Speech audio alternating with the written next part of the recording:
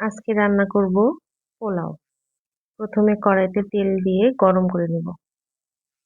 এরপর পেঁয়াজ বেরেস্তা করে নেব।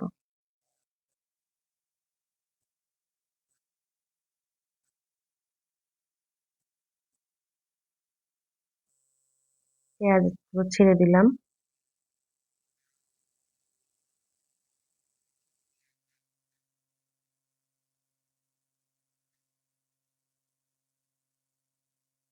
ভালোভাবে ভেজে নেব পেঁয়াজগুলো। ভাজা হয়ে আসছে, লাল লাল হয়ে আসছে, এখন তুলে নেব।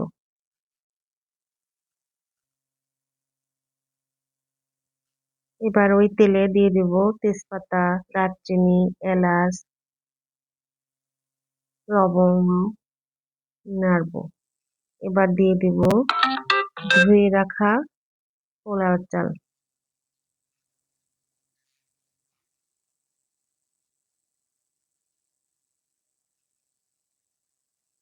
ভালোভাবে ভেজে নেব। পোলাওর চালটা ভাজতে ভাজতে ঝরঝরে হয়ে আসবে।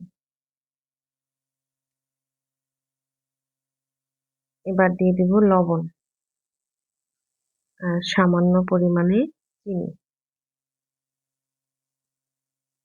আবার একটু ভাজবো। অন্য পাতিলে গরম পানি করে নেব। এবার ওই পাতিলে চালগুলো ছেড়ে দেব। এবার দিয়ে দেব আদা বাটা, রসুন বাটা,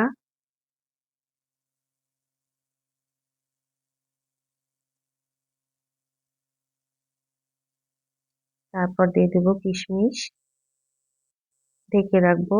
এবার দিয়ে দেব কাঁচামরিচ, আবার ঢেকে রাখবো। হয়ে গেল পোলাও।